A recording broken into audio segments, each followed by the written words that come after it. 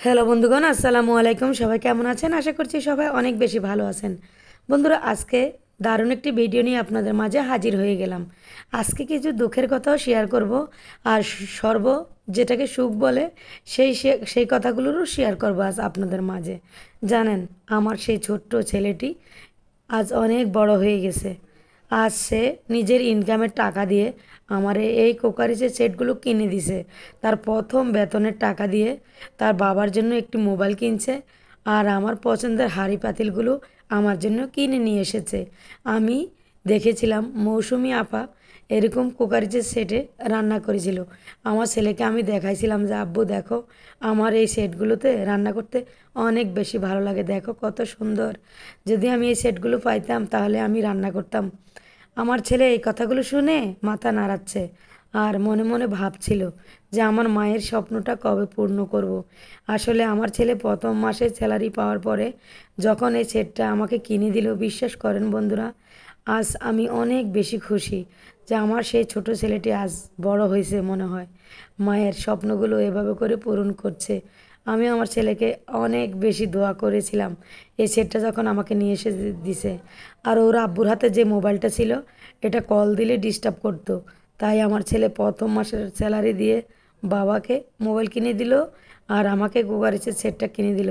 বন্ধুরা, আপনাদের কাছে একটি প্রশ্ন থাকবে, এই সেটটার দাম কত হতে পারে? আসলে আমার আইডিয়া নাই।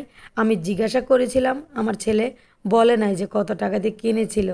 আসলে যদি আপনাদের জানা থাকে তবে আমাকে জানাবেন, তাহলে আমি বুঝতে পারবো যে এই সেটটার দাম কত হতে পারে।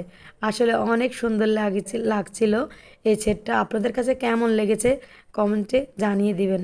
ভিডিওটা সবার মাঝে শেয়ার করে দিবেন বন্ধুরা, যেন সবাই দেখতে পারে।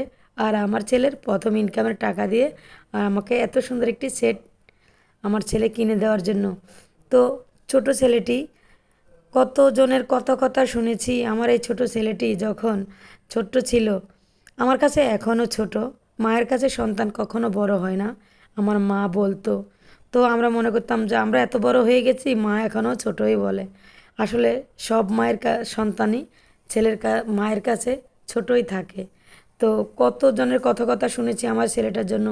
আর এখন আমার ছেলেটা ঘর থেকেই বাইরে হতে চায় না, কারোর সাথে তো কথা বলবে দূরে থাক, অফিস আর বাসা।